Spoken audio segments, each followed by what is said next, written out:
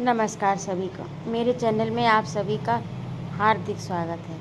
आज मैं उपस्थित हूँ प्रसिद्ध कथाकार मुंशी प्रेमचंद का बहुचर्चित उपन्यास गबन का अगला भाग लेकर। रमा ने उसका कोई जवाब न दिया। आगे बढ़ा इधर आया था कि कुछ काम निकलेगा, उल्टे तकाजा सहना पड़ा।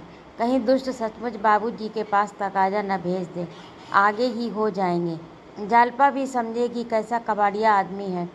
इस समय रमा की आंखों में आंसू तो न निकलते थे, पर उसका एक एक रोआ रो रहा था।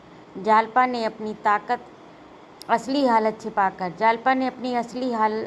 छिपाकर कितनी भारी भूल की। वह समझदार औरत है।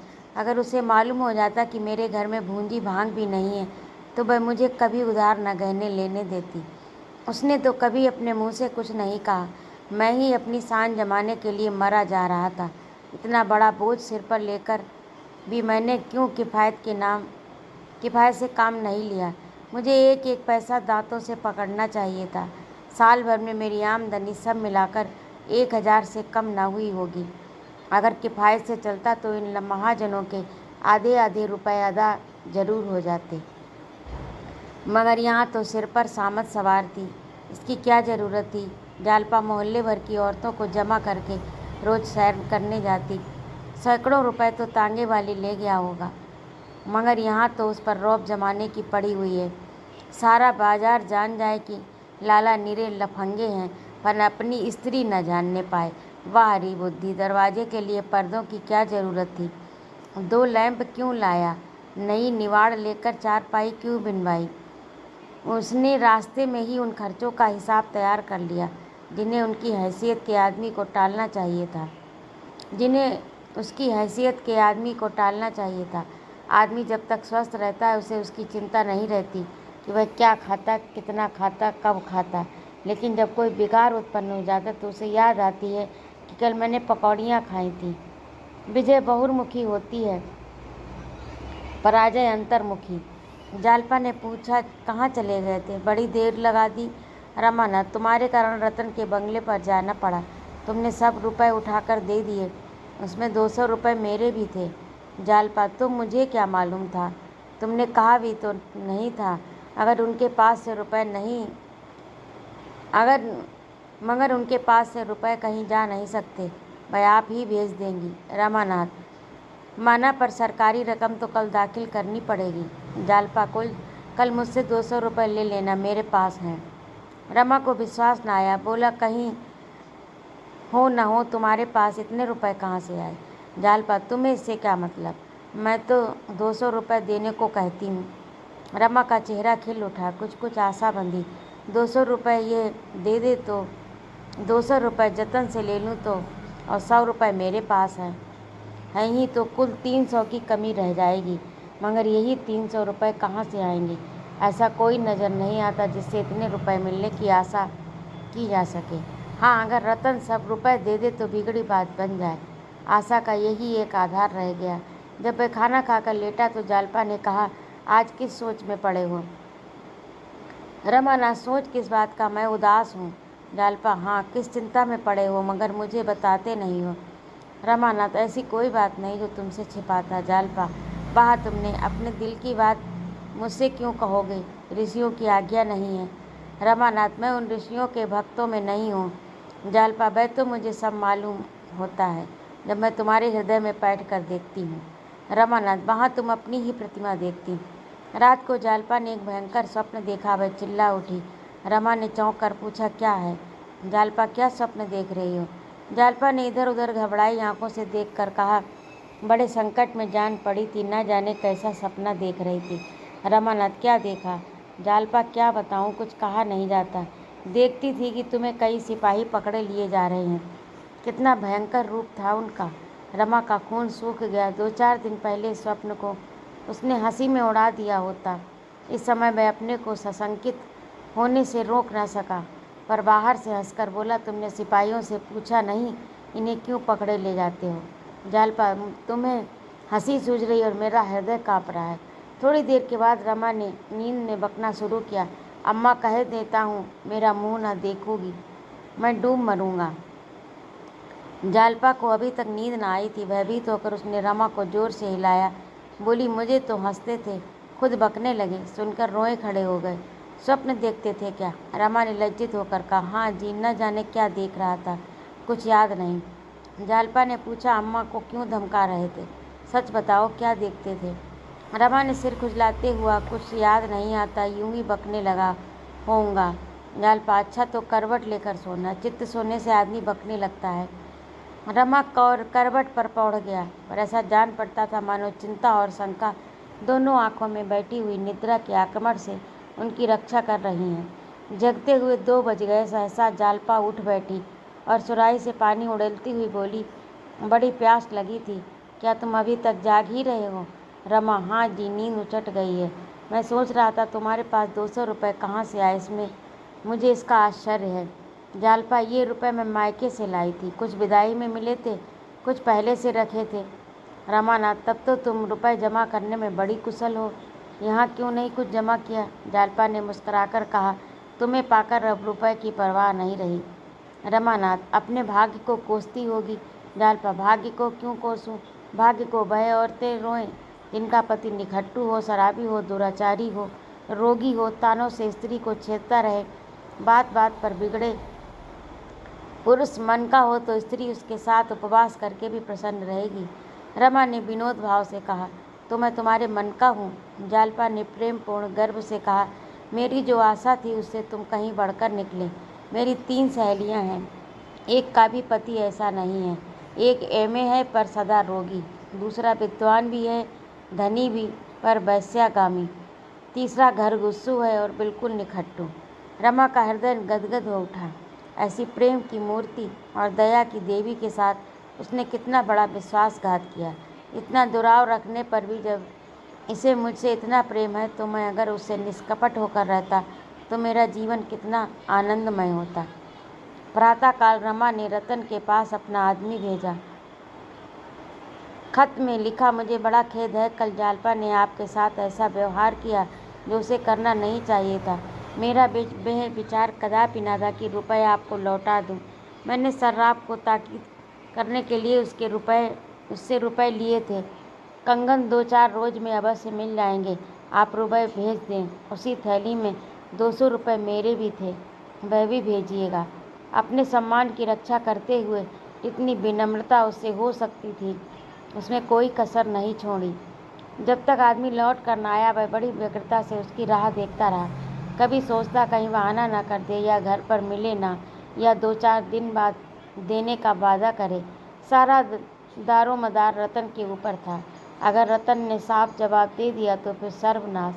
उसकी कल्पना से ही रमा के प्राण सूखे जा रहे थे। आखिर 9 बजे आदमी लौटा। रतन ने 200 रुपये तो दिए थे, मगर खत का कोई जवाब न दिया। रमा ने निराश आंखों से आकाश की ओर देखा। सोचने लगा, रतन ने खत का जवाब क्यों नहीं दिया? मामूली शिष्टाचार भी नहीं जानती, कितनी मक्कार औरत है। रात को ऐसा मालूम होता था कि साधुता और सज्जनता की प्रतिमा ही है, पर दिल में ये गुबार भरा हुआ है। शेष रुपयों की चिंता में रमा को नहाने खाने की सुध न रही। कहार अंदर गया तो जालपा ने पूछा, तुम्हें कुछ काम धंधों की भी खबर है? मटर गश्ती ही करते रहोगे, 10 बज रहे हैं, अभी तक तरकारी भाजी का कहीं पता नहीं।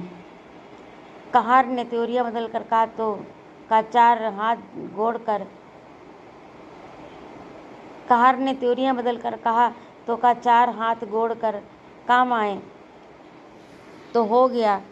रहीनब बाबू मेम साहब के 3 रुपया लेवे का भेजिन रहा। जालपा, कौन मेम साहब?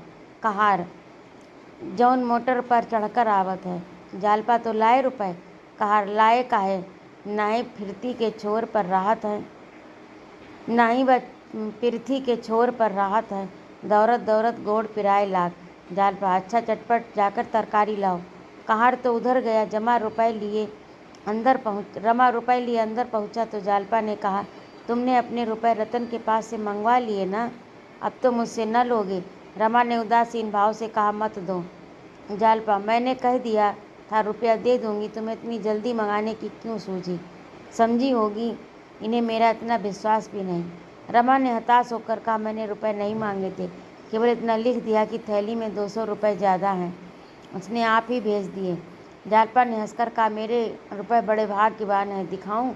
चुन चुन कर नए रुपए रखे हैं, सब इसी साल के हैं। चमचमा, देखो आंखें ठंडी हो जाएंगी।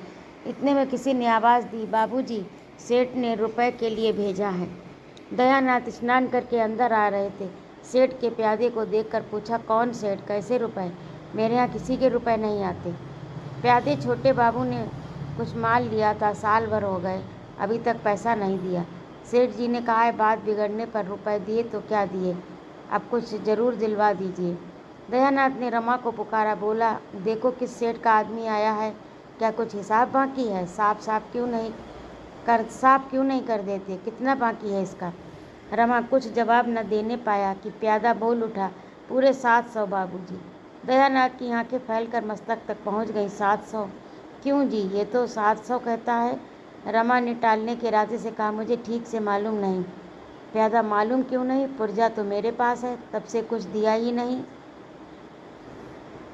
कहाँ खो गए थे? रमा ने प्यादे को पुकार कर कहा, चलो तुम दुकान पर, मैं खुद आता हूँ। प्यादा, हम बिना कुछ लिए नहीं जाएंगे साहब, आप यूं ही टाल दिया करते हैं और बातें हमको सुननी पड़ती हैं।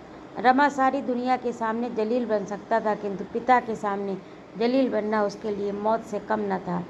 जिस आदमी ने अपने जीवन में कभी हराम का एक पैसा न छुआ हो, जिसे किसी से उधार लेकर भोजन करने के बदले भूखों रहना मंजूर हो, उसका लड़का इतना बेशर्म और इतना बेगैरत हो। रमा पिता की आत्मा का ये घोर अपमान न कर सकता था। वह उन पर ये सब बात प्रकट न होने देना चाहता था। उनका पुत्र उनके नाम को बट्टा लगा रहा है। कर्कश स्वर में प्यादे से बोला, तुम अब यहीं खड़े हो, हट जाओ, नहीं धक्का देकर निकाल दिए जाओगे। प्यादा, हमारे रुपए दिलवा दीजिए, हम चले जाएंगे, हमें क्या आपके द्वार पर मिठाई मिलती है? रमानाथ, तुम न जाओगे? जाओ, लाला से कह देना नालिश कर दें। दयानाथ ने डांट कर कहा, क्या बेशर्मी की बातें करते हो? जब फिरे में रुपए न थे तो चीज़ लाए क्यों, और लाए तो जैसे बने वैसे रुपए अदा करो। कह दिया नालिश कर दो। नालिश कर देगा तो कितनी आबरू रह जाएगी मेरी, इसका भी कुछ ख्याल है तुम्हें? सारे शहर में उंगलियां उठेंगी, मगर तुम्हें इसकी क्या परवाह? तुमको ये सूझी कि एक बार की इतनी बड़ी गठरी सिर पर लाद ली। कोई शादी ब्याह का अवसर होता तो एक बात भी थी, वह औरत कैसी है जो पति को ऐसी बेहूदगी करने देती है और मना नहीं करती। आखिर तुमने क्या सोचकर ये कर लिया? तुम्हारी ऐसी कुछ बड़ी आमदनी तो नहीं है। रमा को पिता की ये डांट बहुत बुरी लग रही थी। उसके विचार में पिता को इस विषय में कुछ बोलने का अधिकार ही न था। निसंकोच होकर बोला, आप नाहक इतना बिगड़ रहे हैं। आपसे रुपए मांगने जाऊं तो कहिएगा, मैं इतने वेतन से थोड़ा थोड़ा करके सब चुका दूंगा। अपने मन में उसने कहा, ये तो आप ही की करनी का फल है, आप ही के पाप का प्रायश्चित कर रहा हूँ। प्यादे ने पिता और पुत्र में विवाद होते देखा तो चुपके से अपनी राह ली। मुंशी जी भुनभुनाते हुए स्नान करने चले गए। रमा ऊपर गया तो उसके मुंह पर लज्जा और ग्लानि की फटकार बरस रही थी। जिस अपमान से बचने के लिए वह डाल डाल पात पात भागता फिरता था, वह हो ही गया। इस अपमान के सामने सरकारी रुपयों की फिक्र भी गायब हो गई। कर्ज लेने वाले बला की हिम्मती होते हैं। साधारण बुद्धि का मनुष्य ऐसी परिस्थितियों में घबरा जाता है और बैठकबाजों के माथों पर बल तक नहीं पड़ता। रमा अभी इस कला में दक्ष नहीं हुआ था। इस समय यदि यमदूत उसके प्राण हारने आता तो वह आंखों से दौड़कर उनका स्वागत करता। कैसा क्या होगा, ये शब्द उसके एक एक रोम से निकल रहा था। कैसे क्या होगा, इससे अधिक वह समस्या की और व्याख्या न कर सकता था। यही प्रश्न एक सर्वव्यापी पिशाच की भांति उसे घूरता दिखाई देता था। कैसे क्या होगा, यही शब्द अगणित बगुलों की भांति चारों ओर उठते नजर आते थे। वह इस पर विचार न कर सकता था, केवल उसकी ओर से आंखें बंद कर सकता था। उसका चित्त इतना खिन्न हुआ कि आंखें सजल हो गईं। जालपा ने पूछा, तुमने तो कहा था कि इसके अब थोड़े ही रुपए बाकी हैं। रमा ने सिर झुकाकर कहा, यह दुष्ट झूठ बोल रहा था, मैंने कुछ रुपए दिए हैं। जालपा, दिए होते तो कोई रुपयों का तकाजा क्यों करता? जब तुम्हारी आमदनी इतनी कम थी तो गहने लिए ही क्यों? मैंने तो कभी जिद नहीं की थी, और मान लो मैं 2-4 बार कहती भी तो तुम समझ बूझ कर तुम्हें काम करना चाहिए था। अपने साथ मुझे भी 4 बातें सुनवा दी। आदमी सारी दुनिया से पर्दा रखता है, लेकिन अपनी स्त्री से पर्दा नहीं रखता। तुम मुझसे भी पर्दा रखते हो। अगर मैं जानती तुम्हारी आमदनी इतनी थोड़ी है तो मुझे क्या ऐस शौक चर्राया था। मोहल्ले भर की स्त्रियों को तांगे पर बैठा बैठा कर सैर कराने ले जाती। अधिक से अधिक गई होती, अधिक से अधिक यही तो होता कि कभी चित्त दुखी हो जाता, पर ये तकाजे तो न सहने पड़ते। कहीं नालिश कर दें तो 700 के 1000 हो जाएं। मैं क्या जानती थी कि तुम मुझसे ये छल कर रहे हो। कोई वैश्या तो थी नहीं कि तुम्हें नोच खसोट कर अपना घर भरना मेरा काम होता। मैं तो भले बुरे दोनों की साथिन हूँ तुम्हारी। भले में तुम चाहे मेरी बात मत पूछो, बुरे में तो मैं तुम्हारे गले पड़ूंगी ही। रमा के मुख से एक शब्द न निकला। दफ्तर का समय आ गया, भोजन करने का अवकाश न था। रमा ने कपड़े पहने और दफ्तर चला। जागेश्वरी ने कहा, क्या बिना भोजन किए चले जाओगे? रमा ने कोई जवाब नहीं दिया और घर से निकलना ही चाहता था कि जालपा झपट कर नीचे आई और उसे पुकार कर बोली, मेरे पास जो 200 रुपये हैं उन्हें क्यों नहीं सर्राफ को दे देते। रमा ने चलते वक्त जानबूझकर जालपा से रुपए न मांगने थे। वह जानता था जालपा मांगते ही दे देगी, लेकिन इतनी बातें सुनने के बाद अब रुपए के लिए उसके सामने हाथ फैलाते उसे संकोच नहीं, भय होता था कहीं वह फिर न उपदेश देने बैठ जाए। इसकी अपेक्षा आने वाली विपत्तियां कहीं हल्की थी, मगर जालपा ने उसे पुकारा तो कुछ आशा बंधी, ठिठक गया और बोला, अच्छी बात है, लाओ दे दो। वह कमरे के बाहर बैठ गया। जालपा दौड़कर ऊपर से रुपए लाई और गिन गिन कर उसकी थैली में डाल दिए। उसने समझा था रमा रुपए पाकर फूला न समाएगा, पर उसकी आशा पूरी न हुई। अभी 300 रुपये की फिक्र करनी है। वह कहाँ से आएंगे? भूखा आदमी इच्छापूर्ण भोजन चाहता है, 2-4 फुलकों से उसकी तृप्ति नहीं होती। सड़क पर आकर रमा ने एक तांगा लिया, उससे जॉर्ज टाउन चलने को कहा। शायद रतन से भेंट हो जाए। वह चाहे तो 300 रुपये का बड़ी आसानी से प्रबंध कर सकती है। रास्ते में वह सोचता जाता था, आज बिल्कुल संकोच न करूँगा। जरा देर में जॉर्ज टाउन आ गया। रतन का बंगला भी आया। वह बरामदे में बैठी थी। रमा ने उसे देखकर हाथ उठाया, उसने भी हाथ उठाया, पर वहाँ उसका सारा संयम टूट गया। न वह बंगले में नहीं जा सका। तांगा सामने से निकल गया। रतन बुलाती तो वह चला जाता। वह बरामदे में न बैठी होती तब भी शायद वह अंदर जाता, पर उसे सामने देखकर वह संकोच में डूब गया। जब तांगा गवर्नमेंट हाउस के पास पहुंचा तो रमा ने चौंक कर कहा, चुंगी के दफ्तर चलो। तांगे वाले ने घोड़ा उधर मोड़ दिया। 11 बजते बजते रमा दफ्तर पहुंचा। उसका चेहरा उतरा हुआ था, छाती धड़क रही थी। बड़े बाबू ने जरूर पूछा होगा, जाते ही बुलाएंगे। दफ्तर में जरा सी रियायत नहीं करते। तांगे से उतरते ही उसने सबसे पहले अपने कमरे की तरफ निगाह डाली। देखा कई आदमी खड़े उसकी राह देख रहे हैं। वह उधर न जाकर रमेश बाबू के कमरे की ओर गया। रमेश बाबू ने पूछा, तुम अब तक कहाँ थे?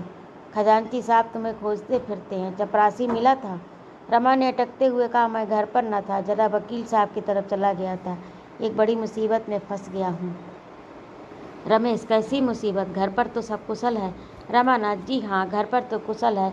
कल शाम को यहाँ काम बहुत था, मैं उसमें ऐसा फंसा कि वक्त की कुछ खबर न रही। जब काम खत्म करके उठा तो खजांची साहब चले गए थे। मेरे पास आमदनी के 800 रुपये थे। सोचने लगा इसे कहाँ रखूँ, तो कमरे में कोई संदूक है नहीं। यही निश्चय किया कि साथ लेता जाऊँ। 500 रुपये नगद थे, वह तो मैंने थैली में रखे। 300 रुपये के नोट जेब में डाल रख लिए और घर चला। चौक में 1-2 चीज़ें लेनी थी। उधर से होता हुआ पहुंचा तो नोट गायब थे। रमेश बाबू ने आंखें गाड़ कर कहा, 300 के नोट गायब हो गए? रमानाथ, जी हाँ, कोट के ऊपर की जेब में थे, किसी ने निकाल लिए। रमेश, और तुमको मार कर थैली नहीं छीन ली? रमानाथ, क्या बताऊं बाबूजी, तब से चित्त की दशा हो रही है, वह बयान नहीं कर सकता। तब से अब तक इसी फिक्र में दौड़ रहा हूँ, कोई बंदोबस्त नहीं हो सका। रमेश, अपने पिता से कहा ही न होगा? रमानाथ, उनका स्वभाव तो आप जानते हैं, रुपए तो न देते, उल्टी डांट सुनाते। रमेश, तो फिर क्या करोगे? रमानाथ, आज शाम तक कोई न कोई फिक्र करूँगा। रमेश ने कठोर भाव धारण करके कहा, तो फिर करो ना। इतनी लापरवाही तुमसे हुई कैसे, ये मेरी समझ में नहीं आता। मेरी जेब से तो आज तक एक पैसा नहीं गिरा। आंखें बंद करके रास्ता चलते हो या नशे में? मुझे तुम्हारी बात पर विश्वास नहीं आता। सच सच बतला दो, कहीं अनाप शनाप तो नहीं खर्च कर दिया? उस दिन तुमने मुझसे कुछ रुपए भी मांगे थे। रमा का चेहरा पीला पड़ गया। हाँ, कलई तो ना खुल जाएगी। बात बनाकर बोला, क्या सरकारी रुपया खर्च कर डालूंगा? उस दिन तो आपसे रुपए इसलिए मांगे थे कि बाबूजी को ज़रूरत आ पड़ी थी। घर में रुपए न थे, आपका खत मैंने उन्हें सुना दिया। बहुत हंसे, दूसरा इंतजाम कर लिया। इन नोटों के गायब होने का तो मुझे खुद ही आश्चर्य है। रमेश, तुम्हें अपने पिताजी से मांगते संकोच होता है तो मैं ही खत लिखकर मंगवा लूं? रमा ने कानों पर हाथ रखकर कहा, नहीं बाबूजी, ईश्वर के लिए ऐसा न कीजिएगा। ऐसी इच्छा है तो मुझे गोली मार दीजिए। रमेश ने एक क्षण को सोच कर कहा, तुम्हें विश्वास है शाम तक रुपए मिल जाएंगे? रमानाथ, हाँ, आशा तो है। रमेश, तो इस थैली के रुपए जमा कर दो। मगर देखो भाई, मैं साफ साफ कह देता हूँ, अगर कल 10 बजे रुपए न लाए तो मेरा दोष नहीं। कायदा तो यही कहता है कि मैं इसी वक्त तुम्हें पुलिस के हवाले करूं। मगर तुम अभी लड़के हो, इसलिए क्षमा करता हूं, वरना तुम्हें मालूम है मैं सरकारी काम में किसी प्रकार की मुरौवत नहीं करता। अगर तुम्हारी जगह मेरा भाई या बेटा होता तो मैं उसके साथ भी यही सलूक करता, बल्कि शायद इससे सख्त। तुम्हारे साथ तो फिर भी बड़ी नरमी कर रहा हूँ। मेरे पास रुपए होते तो तुम्हें देता, लेकिन मेरी हालत तुम जानते हो। किसी का कर्ज नहीं रखता, न किसी का को कर्ज देता हूँ, न किसी से लेता हूँ। कल रुपए ना आए तो बुरा होगा। मेरी दोस्ती भी पुलिस के पंजे से न बचा सकेगी। मेरी दोस्ती ने आज अपना हक अदा कर दिया, वरना इस वक्त तुम्हारे हाथों में हथकड़ियाँ होती। हथकड़ियों का ये शब्द तीर की भांति रमा की छाती में लगा। वह सिर से पांव तक कांप उठा। उस विपत्ति की कल्पना करके उसकी आंखें डबडबा गईं। वह धीरे धीरे सिर झुकाए सजा पाए कैदी की भांति जाकर अपनी कुर्सी पर बैठ गया। यह भयंकर शब्द बीच बीच में उसके हृदय में गूंज जाता था। आकाश पर काली घटाएं छाई थी। सूर्य का कहीं पता नहीं था। क्या वह भी उस घटा रूपी कारागार में बंद है? क्या उसके हाथों में भी हथकड़ियाँ हैं? रमा शाम को दफ्तर से चलने लगा तो रमेश बाबू दौड़े हुए आए। कल रुपए लाने की ताकीद की। रमा मन में झुंझला उठा, आप बड़े ईमानदार की दुम बने हैं, ढोंगिया कहीं का। अगर अपनी ज़रूरत आ पड़े तो दूसरों के तलबे सहलाते गिरेंगे, पर मेरा काम है तो आप आदर्शवादी बन बैठे। ये सब दिखाने के दांत हैं। मरते समय इनके प्राण भी जल्दी नहीं निकलेंगे। कुछ दूर चलकर उसने सोचा, एक बार रतन के पास चलूं, और ऐसा कोई न था जिससे रुपए मिलने की आशा होती।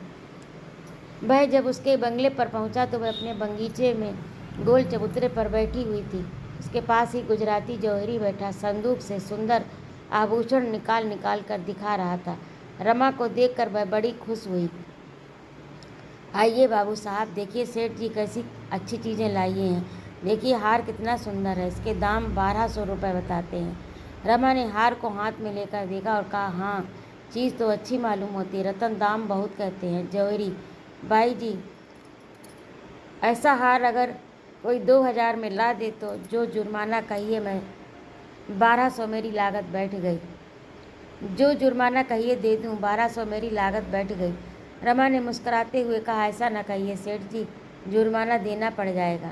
जौहरी बाबू साहब, हार तो 200 रुपये में भी आ जाएगा, लेकिन बिल्कुल ऐसा ही, बल्कि चमक दमक में इससे भी बढ़कर, मगर परखना चाहिए।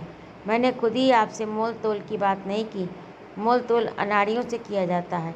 आपसे क्या मोल तोल, हम लोग निरे रोजगारी नहीं हैं। बाबू साहब आदमी का मिजाज देखते हैं। श्रीमती जी ने क्या अमीराना मिजाज दिखाया है, वाह। रतन ने हार को लुप्त नज़रों से देखकर कहा, कुछ तो कम कीजिए सेठ जी, आपने तो बस जैसे कसम खा ली। जौहरी, कभी कमी का नाम न लीजिए हुजूर, ये चीज़ आपकी भेंट है। रतन, अच्छा आप एक बात बताइए, कम से कम किसका कितना लेंगे? जौहरी ने कुछ क्षुब्ध होकर कहा, 1200 रुपये और 12 कौड़ियाँ होंगी। हुजूर, आपसे कसम खाकर कहता हूँ, इसी शहर में 1500 का बेचूंगा। आपसे कह जाऊंगा किसने लिया। ये कहते हुए जौहरी ने हार को रखने का केस निकाला। रतन को विश्वास हो गया कि यह अब कुछ कम नहीं करेगा।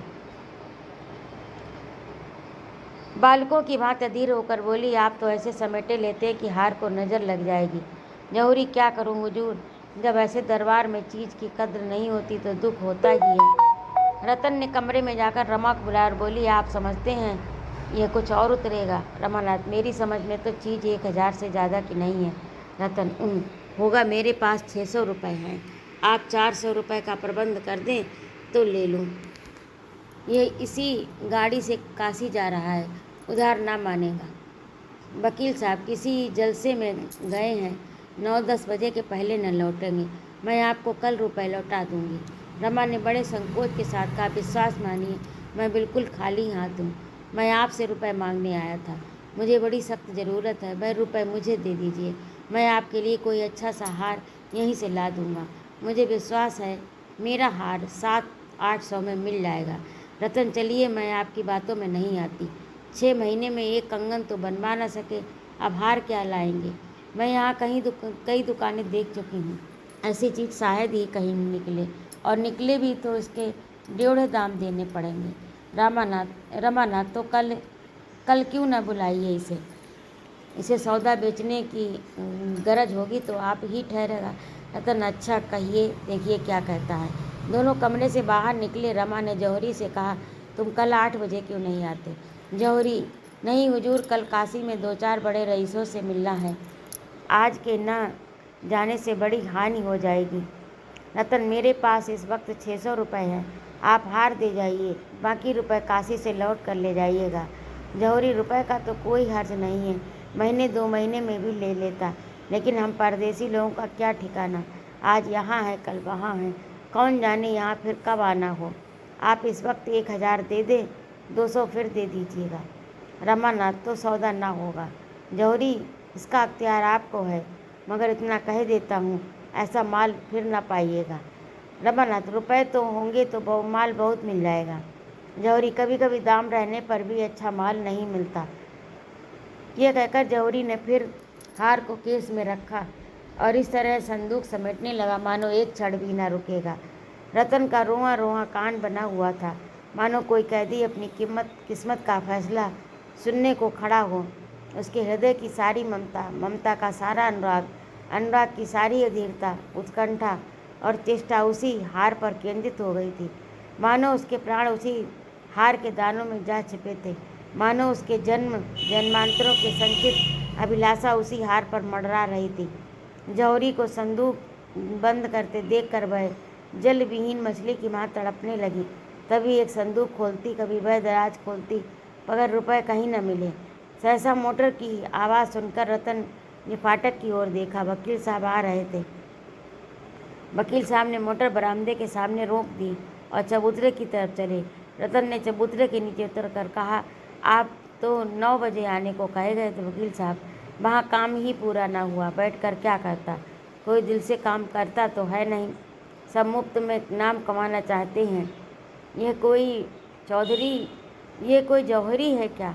जौहरी ने उठकर सलाम किया। वकील साहब रतन साहब से बोले, क्यों, तुमने कोई चीज़ पसंद की। रतन, हाँ, एक हार पसंद किया, 1200 रुपये मांगते हैं। वकील, बस और कोई चीज़ पसंद करो, तुम्हारे पास सिर की कोई चीज़ नहीं है। रतन, इस वक्त मैं यही एक हार लूँगी, आजकल सिर की चीज़ें कौन पहनता है। वकील, लेकर रख लो, पास रहेंगी तो कभी पहन भी लोगी, नहीं तो कभी दूसरे को पहने देख लिया तो कहोगी मेरे पास होता तो मैं भी पहनती। वकील साहब को रतन के पति का सा प्रेम नहीं, पिता का सा स्नेह था। जैसे कोई स्नेही पिता मेले में लड़कों से पूछ कर खिलौने लेता है, वह भी रतन से पूछ कर खिलौने लेते थे। उसके कहने भर की देर थी। उनके पास उसे प्रसन्न करने के लिए धन के सिवा और चीज़ ही क्या थी। उन्हें अपने जीवन में एक आधार की ज़रूरत थी और संदेह